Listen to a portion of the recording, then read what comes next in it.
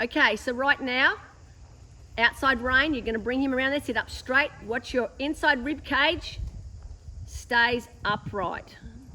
Now push your hands towards the direction of travel. There. Good work. Now outside rein, bring him around that cone with the outside rein. He falls in as we come straight. So let's go around this one again. Yeah. And he holds his shape here. Yep. And here's where he starts to push on the inside leg. Yeah, we'll use the inside leg a bit more. What happened then was, you'll see it on the video, you started to use your inside rein instead of your inside leg. And he's following that. Now, some of this also, use your reins for the new direction. So take your hands around the cone first. Does that make sense? Move the tray sideways now. Keep the inside leg on. Oh, perfect. So that one, you will see how you dropped your inside shoulder. Yep. And that's where it's happening. As you prepare to go around the inside cone, Yeah. you're upright now. So now you stay straight. Now watch your inside shoulder. Keep the inside shoulder the same height. Keep the rib cage upright. And the hands, so is that better? Yeah. Yeah, so you are inadvertently drop. Him down. Yeah, well you lean, and you don't mean to, but when you drop the inside shoulder and you roll your inside rib cage over, you begin to lean. Yeah. And let him flow. He needs to go forward more. He's a forward horse.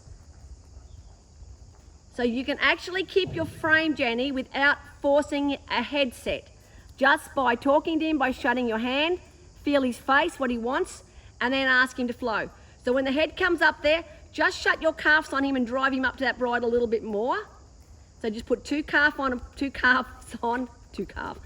and push him forward to that. And then hands forward. Go rising for a minute. Hey, you checked your diagonal. You are better than that, baby. And I still got it wrong. That's because you checked it. If you'd gone on feel, I guarantee it would have been right. Well, most of the time anyway. So now, while you're rising, just feel his face. So just shut your hands and feel his mouth. Feel what he's thinking. There, and then allow him to travel in that frame. And again, feel his face, then allow him to travel in the frame. Good work. Now we're going to stop it there for a second. Okay, so now you're going to watch your inside leg again and your posture. Now, remember last week about your theory about your hands? Let's go back to your theory because I actually... Don't move them. Yeah, I love that theory. But too many other things to think of. I only thought about that one thing last week. Well, just think about that thing now and ride him forward. Keep that half circle. Inside leg on, look up, turn your head. Okay, that was very interesting. We're going to do that again. Now, when you get to your next cone, what you're going to do is, you're going to ride that like you would ride, say, an obstacle in your working equitation. So I want you to look to where you're going. You know where that marker is now, Jenny. Now look to where you're going to go again now. Sorry. Now look to where you're going to go again now. Now look to your cone. Now look to your next cone now. Now let's try that all again. Now look to where you're going. Now look to where you're going to go now. Now look to that end cone. Now look past it. You know where you're going, and look to the next place. Now look to your end cone. Now look to your next cone and ride that forward. Good girl. So did that make that easier? Yeah. We look at the video and we see if it was easier. Okay, so what I felt was straight away there was less fight. I was busy. Yeah, there was less fight between you and the horse. His tempo was a little better than before. He wasn't long, short, 1, 2, 1, 2, 1, 2, 1, 2. You had more rhythm within that, and I enjoyed that. Good girl. And look to where you're going. So think about this. If you were doing obstacles in your working act, you wouldn't just be focusing on the center cone, would you? You would ride past it. You would be riding, okay, I've got that in my head, I've done the slalom, I've done the barrel, whatever it is. But now you're worrying about one cone. But that cone's done. You've already ridden that in your head before you got there. Yep. you've planned it. So look up, ride the next piece. But when you keep riding that cone, after you've already ridden it in your head, what's happening is your horse now is doing what you ask him to do. He's falling in. That's nice, good girl. Lovely work. Yeah, that's starting to look quite pretty, isn't it? Nice work. So now take him back out and put him back out on the big circle somewhere. And you may have lost your head then while I was filming, just saying. Now put him back out there, so feel his face a little bit, half halt, think about his face. And ride him forward and up to that. Ride him forward up to the contact. So you shut your calf, take your lower leg back a little. Now let him travel, go rising. If he's too bumpy for the minute, there. Give his back a little break. He's been working hard and he's only just come back into work. And so now you turn your hands back so your thumbs are on top.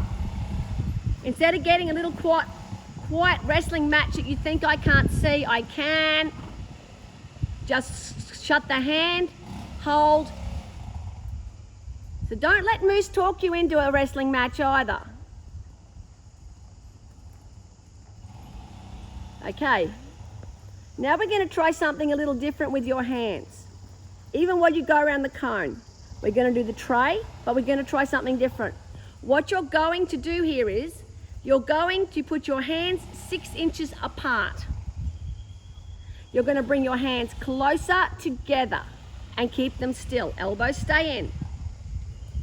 Moose goes, what the heck? Hands closer together? I won't be able to talk her out of the shit I want to talk her out of. Okay, lengthen his neck a little. Let the gorgeous Moose track up. Good girl. Let him lengthen into that. Good girl. Outside rein now. You didn't use enough outside rein quick enough. Think about what this exercise is going to help you with in the future. So this is corners of your dressage arena. It's your cones. Oh, it could be a pirouette down the track, couldn't it? Yep. So think about what's going to help you with and ride it accordingly. Outside leg, outside rein at the center cone. So you get the outside rein and the outside leg at your cones on the outside. Good work. So how's that feel? Hands about 6 inches apart. Yeah. That's nice. It looks nicer too, Jenny. It looks nicer. So I don't mind a wide hand for a training hand. It opens a bridle, it opens a bit across his mouth. He's in a snaffle. It helps him understand. But let's face it, this horse's education is such that he does understand now. So he can have a narrower hand. You can ride with a narrower hand and just be quiet with your hands. Because he understands. Now half halt 2 reins together before you turn. So let's think, whoops. And again, as you come around there, half halt before you go around the cone. Are you remembering to half halt before every change? And you're going to half halt again before the cone. Change direction. Half halt now for this half circle. Good girl. Half halt now. That made him think, didn't it? Now put them in, say do 2 or 3 cones and then put them in. And by cones, I didn't mean light one up. I actually meant continue riding around the pattern. Just wanted to clarify that. You know what it's like. Good work. Not that I think you'd ever do anything illegal. You're so perfect. That's heaps better, isn't it? That's so much nicer. And I think you are at that level where you need it to put your hands a little closer together. The horse's education is now there. You're there. It's neatened up your riding and looks so much nicer, Jenny. Good girl. Lengthen his neck again, soften him into the bridle.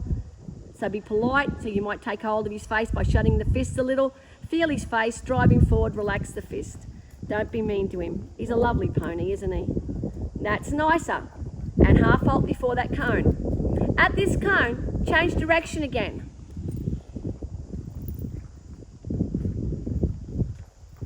I love the little baby reverse arc. You did very well with that. Nice work. You know, What's that? I did that for you. I know, it was delightful. Now watch the outside elbow is not getting in front of the other elbow too much and making you twist. That's better. Very nice. You'll see that when you look back at the video, you're going to see that your tray was lovely on that particular marker. Watch the elbow again. So remember, when we lose our outside elbow and our outside hand goes too far forward, we lose control of the outside shoulder a little bit, don't we? Yes. Yeah. Nice work there.